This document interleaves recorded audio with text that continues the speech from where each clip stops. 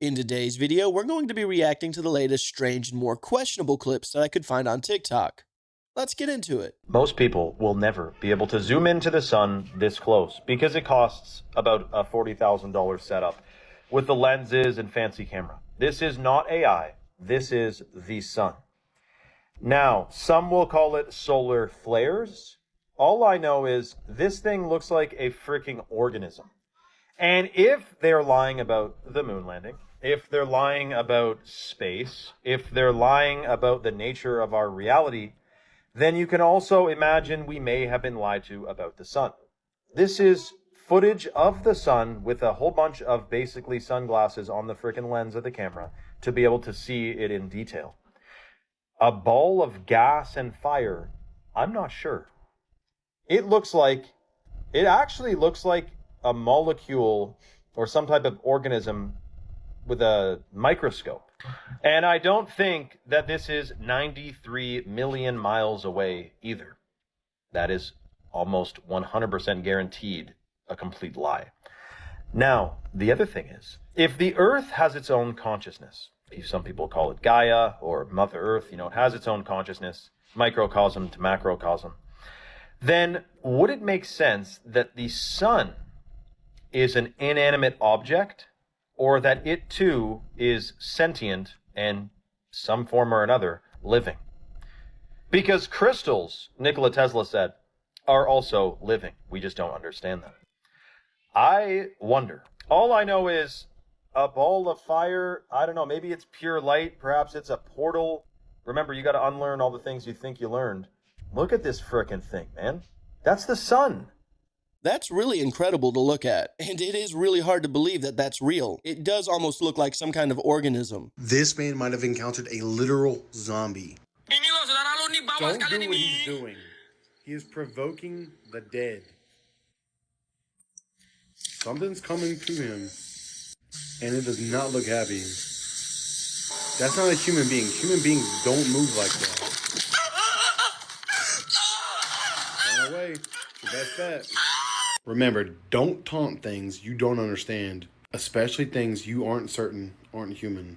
As always, stay weird. I don't know what that guy had in his bag that was provoking the dead, but if it's that good, I might want some of it. So today we're going to talk about the relationship between Jack Parsons, rocket scientist and occultist, and L. Ron Hubbard, the future founder of Scientology. In 1945, Parsons met L. Ron Hubbard, at the time a science fiction writer and a former Navy officer. Hubbard moved into Parsons' Pasadena mansion. If you've watched my previous videos, you know this double is an occult commune. And the two became close partners, both magically and financially. Parsons believed that Hubbard had psychic abilities, and together they attempted one of Parsons' most ambitious ritual projects, the Babylon Working. He hoped to bring about the incarnation of the goddess Babylon unto Earth. If y'all want to hear more about that, I'll do a whole video on the Babylon Working. But that relationship quickly turned dark. Parsons had been in a relationship with Sarah Northup, the younger half-sister of his then-wife. And you gotta remember, Parsons was doing sex magic, so they were banging all over the place anyways. But Hubbard became romantically involved with Sarah and then legally married her in 1946. Parsons felt personally and I guess magically betrayed at this point, but the damage wasn't just emotional. Parsons had entered into a business venture with Hubbard and Sarah, contributing most of his savings, around $20,000, which was a large amount of money at the time. And it was to purchase boats for a joint venture in Florida, but Hubbard took the money and left with Sarah. Parsons tried to stop them through legal action, and according to some accounts, even attempted to use ritual magic to halt the escape. The courts eventually forced Hubbard to return only part of the money, and Herbert and Sarah kept the rest and continued their relationship. And Parsons' life just continued to unravel over the next few years. He lost his position in military contracting due to his occult connections, he struggled financially, and continued to clash with both the government and the remnants of Crowley's network. He died in 1952 in a laboratory explosion under circumstances that, let's say, remain debated. Some say the government, some say the mafia, but officially it was an accident. Hubbard went on to develop Dianetics and later founded Scientology, pretty much rewriting his history and largely erasing his involvement with Parsons and that whole sex magic thing. But later on, Sarah and Hubbard's relationship fell apart, even to the point that Hubbard wrote a letter to the FBI saying that Sarah was a communist. Needless to say, their relationship got nuts there at the end too. Hey, $20,000 is still a lot of money during this time. It just doesn't take you very far. And when it comes to Scientology and their whole belief on the eighth dynamic system, it's interesting. I just personally cannot believe that it has as big of a following as it does. Also on how closely it falls under Buddhism. Buddhism believes in rebirth, while Scientology believes in immortality. Buddhism does not believe in a creator god, while Scientologists believe that multiple gods created the universe. Other than those things, they kind of are the same. They believe in studying until you reach nirvana, in practicing of meditation, in becoming one with oneself or the universe. I believe that the guy that created Scientology was just heavily inspired by Buddhism personally. Let me know what you guys think about all this. People are freaking out after finding out they have a third parent. This is really weird. I've never heard of it, to be fair, but it does actually kind of make sense. Obviously, your mum and dad are the ones that raise you from a very young age, but there's external influences that kind of make you who you are. The third parent in your family doesn't raise you, but it decides your confidence and literally everything about your life.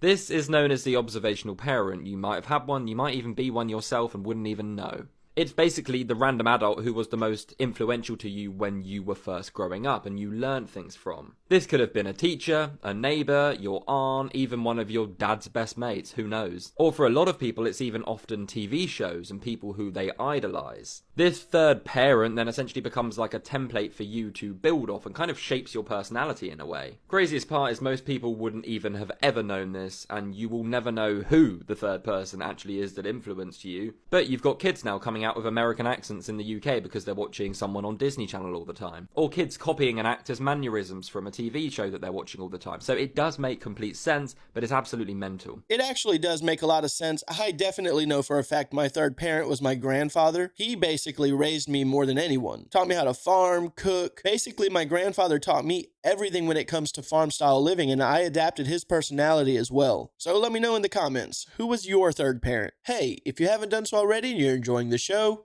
give it a like. And if you're new to the channel, subscribe. I upload a video like this every Monday through Friday at 9 a.m. And for everyone that's watching and or subscribed, thank you so much for supporting the channel. Also, if you have any clips that you would like for me to react to, you can send a link to my Discord. A link will be in the description. Alpha School, using AI to unleash students and transform teaching, is what this very favorable Forbes opinion article has about new schools that are opening in North Texas, as one of the most private schools. One of the campuses in my home city of Plano costs $50,000 per year, and other campuses cost $40,000 a year, so that students can be taught by AI, which if you go to their website, they claim that you can learn twice as much in 2 hours. Kids love the school.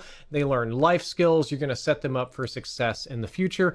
And I think that's absolutely wild. The way this works is that the AI-driven system accesses their knowledge in real time, identifying gaps, and ensuring they achieve mastery before progressing. The mastery-based approach allows students to advance far beyond grade level if they're ready to fill in foundational gaps before proceeding. And there are no teachers. Teachers are simply guides. All they do is guide the courses, and instead the AI is what's creating the courses for these students, which is just downright frightening. The creators of the school consider it to be the future of education, which, if that's true, the dead education theory is about to be reality. Dead education theory basically says that if you have an AI generate the assignments, students use AI to complete the assignments, and then the assignments are graded by AI. You don't really have a human being or a living hand in any of this. All of the actual educating is done by the dead, and it's very hollow, very vapid, very prone to mistakes, which is very, very wild to me. But these schools are very popular. They're all over the United States, and we have an interview with a teacher right here saying that you don't teach. No, I'm designing their workshops.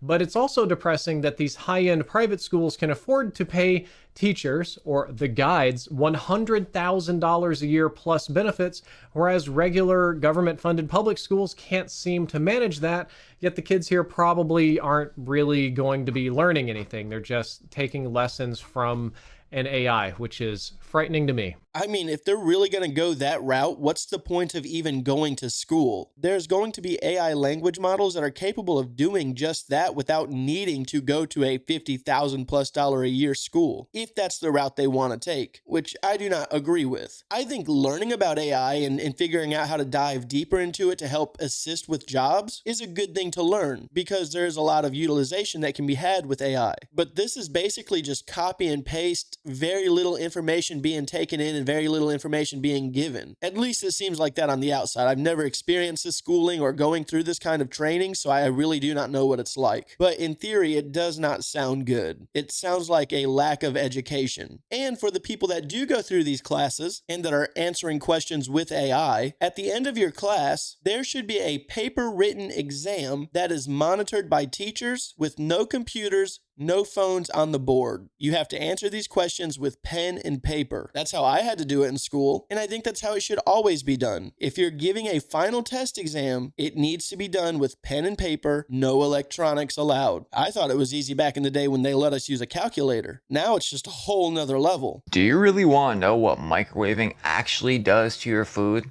It's a lot worse than, the whole radio wave thing. You're about to find out why I stopped using these literal years ago. Now, of course, we know about radiation, but what if I told you that was not even close to the worst thing that the microwave does to your food? You can literally research this, and most articles give you the truth. Your microwave, as seen from the Science Focus and other articles, literally changes the chemical structure of the food you're eating. I'll explain to you why that's terrible in 1 second. Probably a lot worse than you think. Yes, when microwaving a piece of chicken from the microwave causes protein molecules to vibrate faster. This can break down hydrogen bonds and sulfur bridges. So we have the microscopic structure of the food being manipulated with frequency, oscillating waves, and it changes what the food actually is. Now, say you get a splinter. How does your body react to something inside of it that's not supposed to be there? Let me know below. Did you see what happened, by the way? Your body will fight against that foreign thing. Your body is no longer seeing the food molecules as food. Your body now sees the food in your stomach as a foreign invader. And we're not even talking about all the nutrients being melted out of your food by 2.4 gigahertz. Long story short, not only are the nutrients diminished in your food, your body fights against that food like it's a foreign object. By the way, there's plenty of tests that show the nutrients deterioration in your food after the microwave. I'm warning you, get rid of it, and make sure those parents and grandparents get rid of it as well. I'm guilty as charged. I'm a microwave user, especially when I'm at work. It's unfortunate. Now at home, I have an Emerald Lagasse air fryer, and that thing is amazing. I personally do not like microwaved food. It turns to mush, but air fried food or oven baked food, that's the way to go. What if there is something a lot more going on here? NASA have now officially made statements during a press conference on 3i Atlas, but there are three very important and big things you need to understand before diving in. First of all, last week we had this huge coronal hole open on the sun. I'll get back to that in a minute. Of course, there's 3i Atlas, this great big thing that people have been spotting in the sky and taking these photos and videos of. And of course, the infamous WOW signal from 1977. These all correlate, just wait. More and more of these videos have been coming out in the last week with really clear footage of 3i Atlas, with a huge majority of people still thinking that this is some kind of alien mothership. During the press conference, NASA have officially come out and said, no, it is 1,000,000% a comet, there is nothing else. And somehow these are the only photos they've got of it. So if the other ones are real, what are they doing? Of course, these are probably fake, and I'm not saying I believe this by any means. But the theory is, people believe that if this is some kind of spacecraft, it was actually what delivered the WOW signal all of those years ago. Also, some people saying that they believe it is what caused the coronal hole to open on the sun. Now, this is a very common thing, so I'm not too sure about that. But a lot of quite high-ranking scientists and officials and people who used to work at NASA do think it is some kind of alien technology in that it may land on Earth. Great. Just what we need. Just we're never getting GTA 6. As I say, a lot of these are pretty much definitely fake, but there is a small chance they are real, and if they are, what could be going on? Yeah, I'm really salty about the NASA 3i Atlas photos as well. It kind of blows my mind that they've had all this time, all this preparation, all this money, and they never give us good quality photos. Even though we have hundreds and hundreds of millions of dollars worth of technology that can take pictures of the galaxies. They can supposedly land a probe on an asteroid that's 100+ million miles out, but when it comes to these photos, that's what we get. It definitely makes me upset. Have you guys heard of the pit from hell? This is crazy. The Hauska Castle. This castle is very strange. The fortification is not facing the outside. It's facing the inside of the castle into a courtyard. This pit goes back to ancient traditions where it's this giant like granite slab, I believe. But in this slab, people always reported hearing like noises and like creatures coming out of this pit. Oh my gosh. And like terrorizing villages. Apparently it got so bad to where they built this castle around it.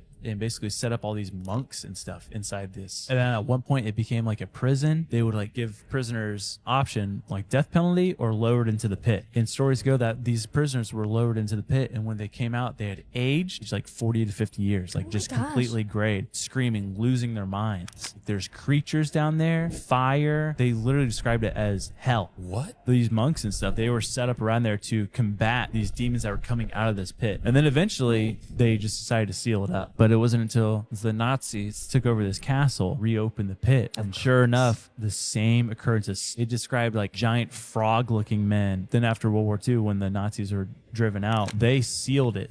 Modern day, no one's tested what's in this pit. Who owns it now? I don't know. Let's do a GoFundMe on Patreon. Open the pit. I looked into this to see how true this story was, and for the most part, it's a pretty true story. And then I found out that they actually reopened this place back up in 1999, and it's a big tourist attraction. And the photos are incredibly nice. And apparently people still say that they can hear shouting and weird noises coming from the pit. Pretty interesting story. This is big. We've got an attempted killer on the run in the state of Wisconsin. Morgan Geyser, pictured on the left when she was younger, along with her friend, stabbed one of their neighbors over a dozen times because the character Slender Man told her to do it. That's what she said. She's been out of custody for a while in a group home with an ankle monitor till last night when she cut off that ankle monitor and went missing. Yeah, police, sheriffs, whatever in the state of Wisconsin don't know where she is. They believe she might be accompanied by an adult male. Morgan, who's either 22 or 23 years old now, depending on reports, has serious psychological issues, obviously, and she is considered dangerous, also obviously. So to recap, Morgan Geyser from Wisconsin, who is known as one of the Slender Man attackers, cut off her ankle monitor last night, escaped from a group home in Wisconsin, and is now parts unknown. Okay, Booshkis, just wanted to share this with you. Shabadoo! Wow, I remember hearing about that case years and years and years ago. I could imagine someone like that would be horrifying to be around. They literally thought that some kind of fictional character told them to kill someone. They were that involved and that big of a believer in this fictional being that they actually went out of their way with another person to take someone's life. They're clearly mentally ill. Someone out there like that being on the loose, especially with someone that probably knows about their past, I would just really be afraid that they're out there doing something extraordinarily heinous. The next 3 videos are from a woman named Sydney. She and her family were renting an Airbnb for a week when they started experiencing an extreme haunting or poltergeist activity in the Airbnb. It started off with their dog and then the knocking, which they tried to capture on camera, and something absolutely terrifying happened. Take a look at these next 3 videos, comment below, tell me what you think. And to the Airbnb host, feel free to reach out to me. I would love to conduct an investigation there. Just out walking my dog, and when we came in, we heard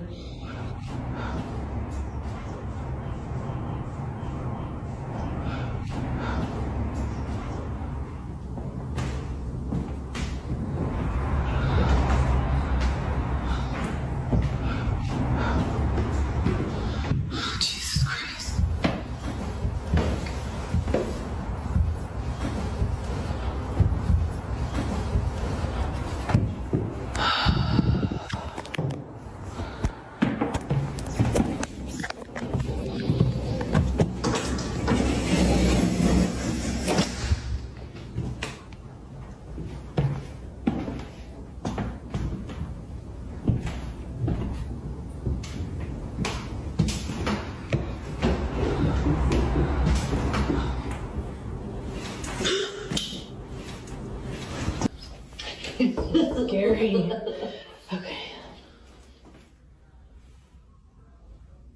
Okay, every time we've knocked before, this doorknob would turn a little bit.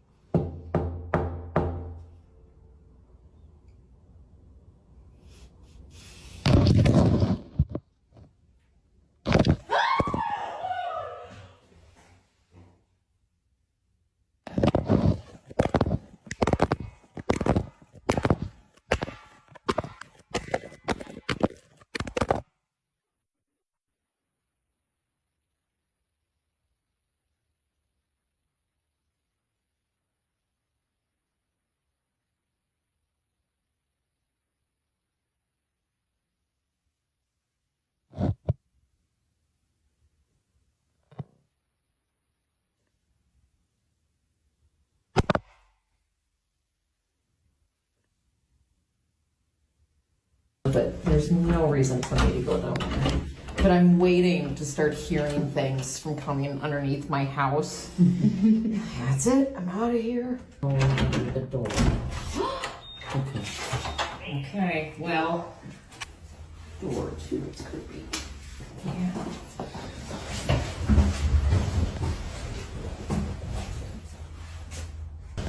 Thank you. At first, I was like, yeah, the balloons are going to move because the airflow from the window that was open. That wasn't really a surprise. The dog leash getting yanked up, I didn't see coming. And as far as the phone being snatched away and dragged down to the basement, maybe she accidentally pushed it in too far, or there could have been someone down there that pulled it. And I also don't know if anyone noticed, this guy's got like a triangle or something tattooed on the palm of his hand. And he might be into some witchcraft. Now, I have not looked into this person's channel directly. I do not know how much content she has on this subject. I mean, for all I know, that guy paid her to stay at that Airbnb to advertise it as being haunted to help gain more traction from other people that want to experience these possible hauntings. Let me know what you guys think in the comments. I'm sorry, but what? Seriously, if you're about to drink cold water, don't, apparently. Don't ever do it again. I mean, first of all, it's don't drink fizzy drinks. They're bad for you. Then, obviously, you've got to drink filtered water or bottled water or whatever. But now, just don't drink water at all, apparently. I can't actually believe I'm saying this, but saw this video the other day. Take a quick watch. If you're drinking cold water, or even your cold beverages, listen up. This can have serious implications on your digestion. Now, this guy claims that if you drink cold water, it's actually extremely bad for you. Apparently, cold and freezing water causes serious implications in your digestive system when you actually drink it. It doesn't really make that much sense, if I'm being honest with you. As I say, a lot of doctors claim this is true. They literally say, no, if you drink cold, really, really cold water, you could actually die at some point. Die? But there is no actual evidence in supporting this, so I don't really get it. But a lot of people are warning people to just drink room temperature water, which, yeah, I'm alright, thanks, mate. Don't fancy doing that. I mean, we all know the best feeling when you're really thirsty and you have a big ice cold drink. So, whatever these claims people are saying, I don't know, but, I mean, I don't remember the last time someone died from drinking cold water. All I can say is I live my life on the dangerous side. Cold glass of water in the morning, cold glass of water in the afternoon, and a cold glass of water at night. I live dangerously. Some would even say recklessly. All jokes aside, actually my cousin, when he joined the military a long time ago, he always told me to drink room temperature water because it was better for you. But I'm sorry, my favorite flavor of water is ice cold. Do you know there's only one country that has ever attacked America without the US striking them back? It happened to a US Navy spy ship called the USS Liberty that was gathering intel off the coast of Egypt during the Six-Day War in 1967, when all of a sudden fighter jets from an allied country flew overhead and thought the USS Liberty was an enemy ship, so they started attacking it, raining down a full barrage of gunfire, missiles, and napalm for over 3 hours. Nearby military boats from the same allied country joined in and started firing torpedoes. The attack resulted in 170 injuries and over 30 deaths of American soldiers. The ship took an absolute beating, and they even targeted their communication antennas so the ship couldn't send out a distress signal for help and support. But they were able to stay afloat for just long enough to radio in for backup, who arrived on time and settled everything down. Later on, the US government told everyone aboard the USS Liberty that it was all a big misunderstanding by the allied planes who started it, but the crew on the ship didn't buy it, who all insist it was a deliberate attack, that the jets intended to hit the ship knowingly. Yet the US never issued a retaliation strike or even reprimanded the country in any way, sticking with its friendly fire, oopsie, just an accident story. The allied country too, of course, insisted it was a mistake, thinking that the USS Liberty was an Egyptian ship who they were at war with at the time, even though the ship was clearly marked with large American flags visible from the air. And we can all assume this country's intelligence was reliable enough to let the jet pilots know it was a US ship they were engaging with for over 3 hours. And the country behind this totally accidental attack was Israel. That is an awfully horrible mistake, and the simple fact that nobody really got punished for this is kind of bizarre. There must have clearly been some miscommunication or lack of communication. If they are your allying partners, why would you not let them know so that they would not be surprised? And for the people that attacked, why not register in with your allies to see if they have anyone patrolling or observing? Especially if it's only one supposed ship. I mean, it's still a threat, but is it really that big of a threat? There should definitely be people that are held accountable for this, people that were leading the operations and then people that also enforced the attack. It sounds like a complete lack of communication. Or it could have been some kind of inside job. And that's what it really looks like when something like this happens, over something that could have easily been solved before it got that far. Let me know what you guys think about this one. MIT's new injectable brain chips could treat certain diseases without surgery. MIT have apparently found a way to inject microchips directly into your bloodstream, have them travel to your brain, like in this frightening image, a rare frightening one on New Atlas, and then plant themselves on the right cells and begin to activate. This is so complicated and so wild, but what we're talking about is circulatronics. The idea is to use a fusion of electronics and biological transport to autonomously implant bioelectronics within the body. This tech is currently centered around using targeted electrical stimulation aimed at the brain for various conditions, depression, Alzheimer's, multiple sclerosis, things like that, a lot of neurological conditions.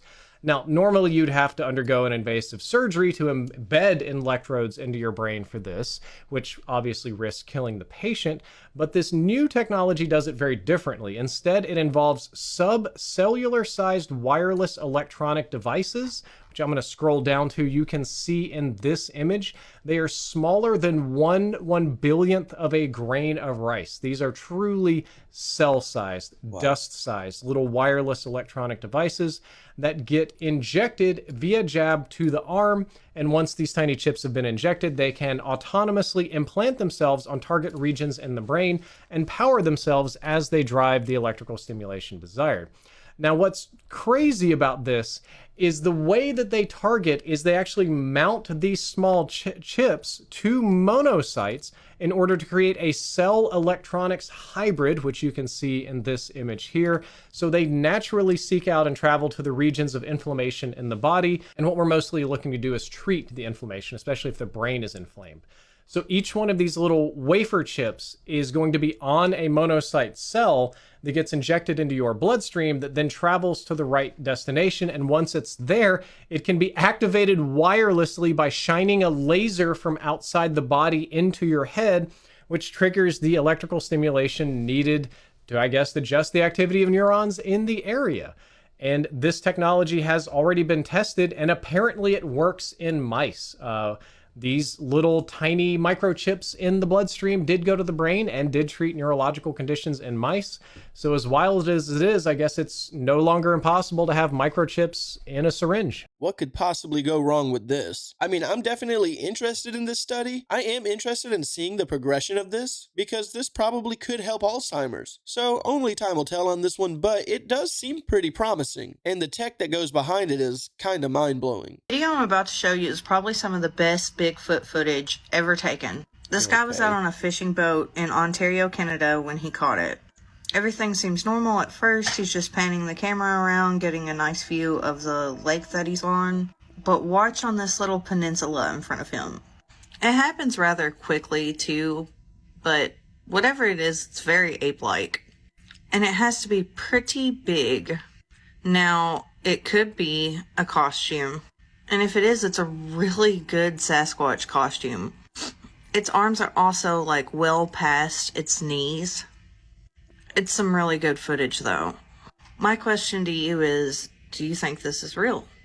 Or is it just another internet hoax?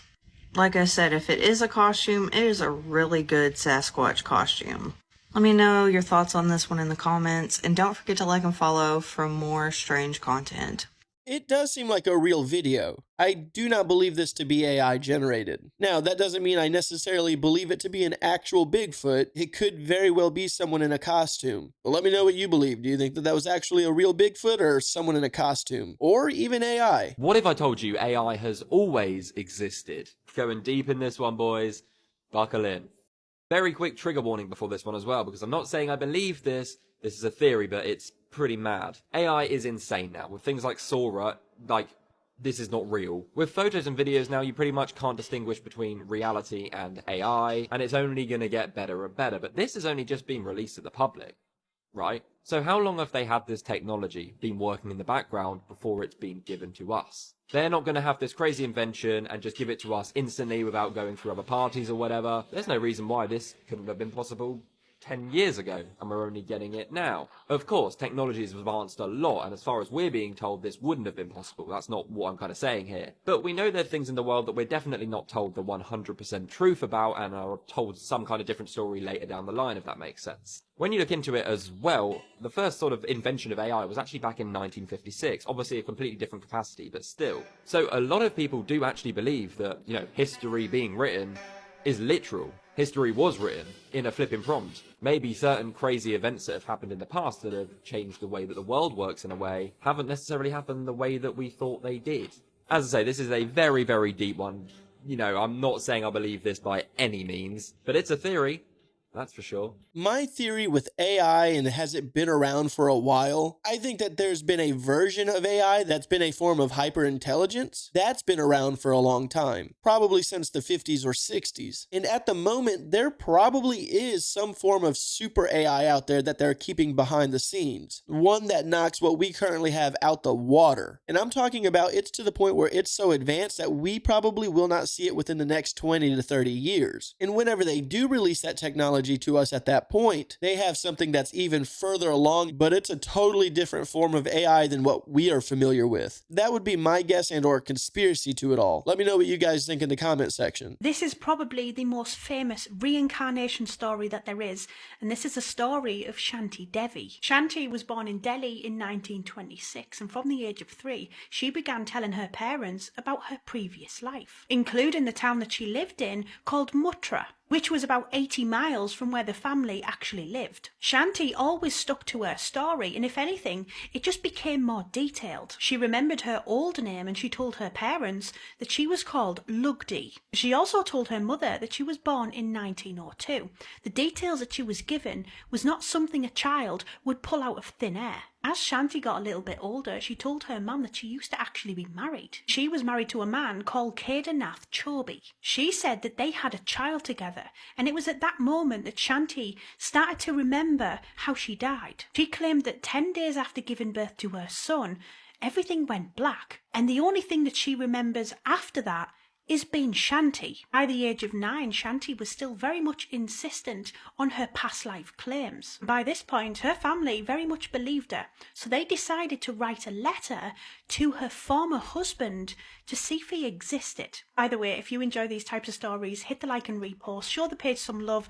It helps the page to grow, and it also allows me to continue making stories like this. Anyway, they found out that the guy that Shanti claimed to be married to did in fact exist, and he did in fact live in that town 80 miles away called Mutra. He actually decided to come and visit Shanti with a family member, and she immediately identified him. The following year, in 1936, it was actually organised by the local committee for Shanti to go and visit Mutra. Bearing in mind, Shanti had never left her hometown, but this was to see if she could recognise places and people and verify her claims. When they arrived at the town of Mutra, they got off at the train station where Shanti recognised a woman in a crowd. It turned out later that that woman was in fact a relative of the man that Shanti claimed to have married. She was then asked if she could make her own way to her former home, and with no instructions or help, Shanti did. In fact, she led them all the way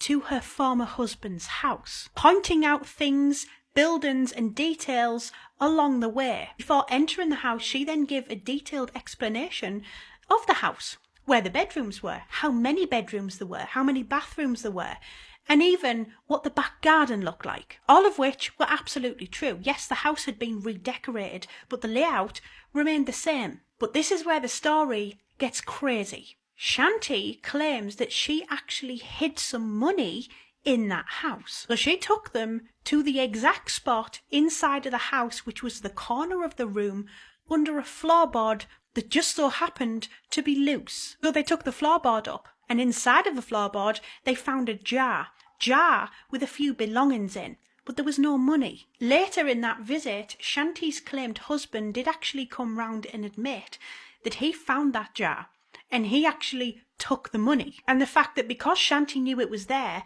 that was enough for him not only to admit he had took the money, but also believe every single word that Shanti was saying because nobody else knew about that jar. This then became the biggest reincarnation case, with doctors, experts and psychologists all studying Shanti's story. They say that all 24 of her statements were not only verified and true, but there was absolutely no incorrect details. Is this proof that reincarnation is absolutely real? Now, I did not look into the story to fact check this, but most of the stories that this lady talks about have been true. And by most, all of the ones that I've listened to and I've checked. But this one, I have not checked. But hearing stories like this, that is so fascinating to me, because how do you have that kind of information if it's not given to you? Down to the detail of knowing where they hid money in a house that this kid has never been to before, let alone they found the house on their own. There definitely has to be something to that. If it's reincarnation, how are only some people able to remember their past lives? Why is that not a common thing amongst everyone? Or maybe it is and it's only more prevalent in children, but I will always find these stories really interesting. Peer-reviewed articles are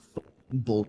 A Harvard professor just admitted it on the JRE podcast. You know, whenever someone makes a controversial discovery that goes against everything the mainstream has preached for generations, like a comet potentially being alien technology, massive megastructures discovered beneath the pyramids, or UFO factories on our ocean floor, debunkers love discrediting these claims by pointing out there are no peer-reviewed articles that support these discoveries and therefore they must be false. Now, peer-reviewed articles are simply scholarly work that has been evaluated by independent experts in that same field before the work's formal publication in order to ensure its quality. But have you ever asked yourself, who exactly are these peers that review the articles? They're basically 4 to 5 anonymous, qualified experts in the field of the work. Other scientists, ideally from different institutions or countries. So if you were to make a groundbreaking discovery, you write a paper on it and then submit it to a peer-reviewed journal like Nature, Science, The Lancet, Astrophysical Journal, and so on, in order for your discovery to be considered official and verified. But before it even gets to these 4 to 5 anonymous peers, the articles need to be approved by the editor-in-chief. And this is where things get a little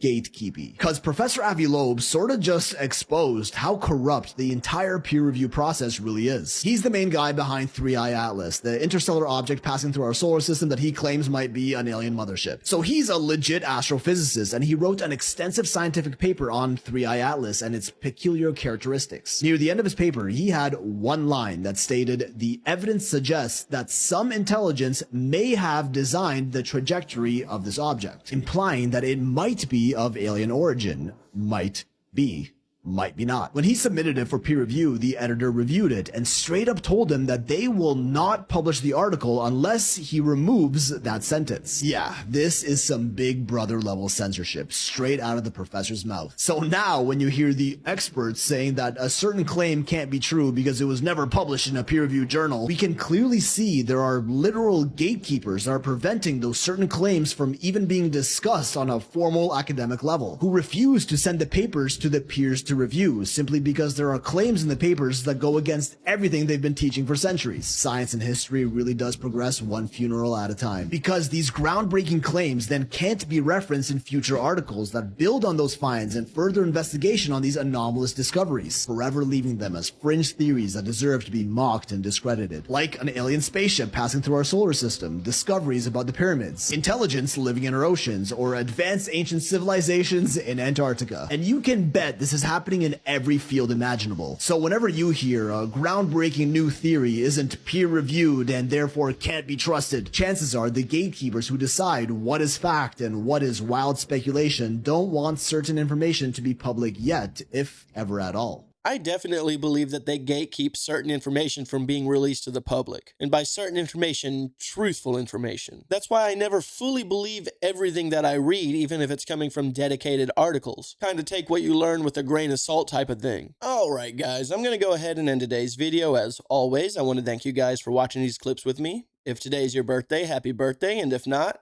have a good day anyways.